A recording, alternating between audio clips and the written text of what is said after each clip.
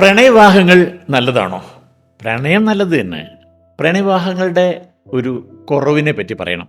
തീർച്ചയായിട്ടും ഇവിടെ പറയണം. കാരണം എന്താ അറിയൂ, പ്രണയവിവാഹങ്ങൾ കൂടിക്കൊണ്ടിരിക്കുകയാണ്. ഈ പ്രണയവിവാഹങ്ങളുടെ ഒരു പ്രശ്നം എന്താ അറിയൂ, പ്രണയിക്കുന്ന സമയത്ത് ആ തട്ടങ്ങോട്ട് ഇട്ട് കഴിഞ്ഞാൽ മോനെ മറ്റതെല്ലാം മറക്കുമെന്ന് പറഞ്ഞില്ലേ, ഈ മറക്കലാണ് പ്രശ്നം. അല്ലെങ്കിൽ നമ്മുടെ ശരീരത്തിൽ സന്തോഷം പ്രൊഡ്യൂസ് ചെയ്യുന്ന ന്യൂറോ കെമിക്കലുണ്ട്, ഡോപ്പമിൻ എന്നാണ് പറയുക. പ്രണയങ്ങൾ വരുമ്പോൾ വേറൊരാളുടെ ആണെങ്കിൽ വേറൊരു വീട്ടിലുള്ള കുട്ടിയാണ്. അപ്പോൾ അതിന് ആ കുട്ടീനെ എൻ്റെ അടുത്തേക്ക് കിട്ടുമ്പോൾ, ഒരുപോലെ സംസാരിക്കുമ്പോൾ, ഒരു ടച്ചിങ് കിട്ടുമ്പോൾ, ഒരു കിസ് കിട്ടുമ്പോൾ, ഈ ഡോപ്പമിൻ എന്ന സന്തോഷം തരുന്ന ഹോർമോൺ നമ്മളിൽ കൂടും. അത് കൂടുമ്പോഴാണ് അവളെ കാണുമ്പോൾ എല്ലാം മറക്കുക എന്ന് പറയുന്നത്. പ്രേമം നന്നായിട്ട് പറയുന്ന സമയത്ത് വിവാഹത്തിന് ശേഷമുള്ള ലൈഫിനെ കുറിച്ചുള്ള ലോജിക്കൽ സൈഡിനെ കുറിച്ചൊന്നും നമ്മൾ വലിയ ബോധവാന്മാരായിരിക്കില്ല. ഇത് കല്യാണത്തിന് ശേഷം അകലെയല്ല, എൻ്റെ സ്വന്തമായി.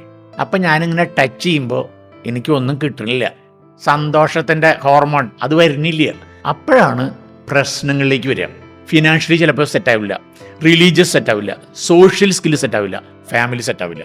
ഈ ഫാക്ട് ആൻഡ് ഫിഗേഴ്സ് അപ്പോൾ റേസ് ആവും.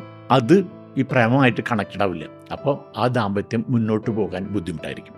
ഒരാളെ അടുത്തെറിഞ്ഞിട്ട് കല്യാണം കഴിക്കുന്നതിന് നല്ലത്. അല്ലാണ്ട് ചായയുടെ ബന്ധത്തിൽ കല്യാണം കഴിച്ചു കഴിഞ്ഞാൽ പ്രശ്നമാണ്. ചായയുടെ സമയത്തുള്ള ബന്ധമാണ്. പക്ഷെ ചായയുടെ സമയത്തുള്ള ബന്ധം കൊണ്ട് അവിടെ അവസാനിക്കുന്നില്ല. പേരൻസ് വളരെ ഡെപ്തിൽ പഠിച്ചിട്ട്, വീട്ടുകാര്, നാട്ടുകാര്, സോഷ്യൽ സ്കില്ല്, അവരുടെ സാമ്പത്തിക സ്ഥിതി, ആ വ്യക്തി ലോജിക്കലി ആ ഫാമിലിയുമായിട്ട് യോജിക്കാൻ പറ്റുന്ന ആളാണോ, നമ്മുടെ ഫാമിലിക്ക് യോജിക്കാൻ പറ്റുമോ എന്നുള്ളത് പേരൻസ് ടേക്ക് കെയർ ചെയ്യും. അറേഞ്ച്ഡ് മാരേജ് ആണെങ്കിൽ സന്തോഷം എവരിഡേ ടച്ച് ചെയ്യാൻ കിട്ടുന്നുണ്ടായിരിക്കും. പക്ഷെ ടച്ച് ചെയ്യാൻ കിട്ടുന്നുണ്ടെങ്കിലും അതിന്റെ സന്തോഷം കുറഞ്ഞു പോകുന്നുണ്ടെങ്കിലും നമ്മളെ പിടിച്ചു നിർത്തുന്ന കുറേ ഘടകങ്ങൾ ലോജിക്കലും ഉണ്ടായിരിക്കും. അപ്പൊ നല്ല ജോലിയുണ്ട്, ജീവിക്കാൻ സാഹചര്യങ്ങളുണ്ട്, നീ അപ്പൊ അഡ്ജസ്റ്റ് ചെയ്യ്, ഒന്ന് ടോളറേറ്റ് ചെയ്തോടെ, അത് ഇന്ന കാരണങ്ങളെ കൊണ്ടല്ലേ എന്നൊക്കെ പറഞ്ഞിട്ട് പേരൻസ് നമ്മുടെ കൂടെ കട്ടയ്ക്ക് നിൽക്കും. അപ്പൊ ചെറിയ ഡോപ്പാമിൻ കുറഞ്ഞാലും അത് ശരിയാക്കാനുള്ള അഡ്ജസ്റ്റ്മെന്റ് ഒക്കെ പേരൻസ് ചെയ്തു തരും.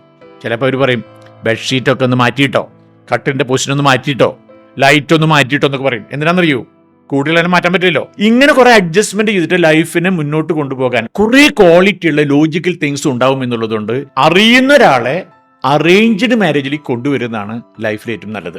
ലവ് മാരേജ് ആകുമ്പോൾ ഇമോഷണൽ സൈഡ് മാത്രം നോക്കാതെ നിങ്ങളുടെ പേരൻസിനോടും കൂടെ സംസാരിച്ച് പേരൻസിന് ലോജിക്കൽ സൈഡും കൂടെ നോക്കി രണ്ടും കൂടെ കണക്ട് ചെയ്തിട്ടാണ് ആ മാരേജ് എങ്കിൽ അത് കുറേ കാലത്തേക്ക് നല്ല നിലയിൽ മുന്നോട്ട് കൊണ്ടുപോകാൻ സഹായിക്കുന്ന തരത്തിലുള്ള ബന്ധമായിരിക്കും. അതാണ് ലൈഫിൽ വേണ്ടത്. അതാണ് love marriage cum arranged marriage എന്ന് പറയുന്നത്.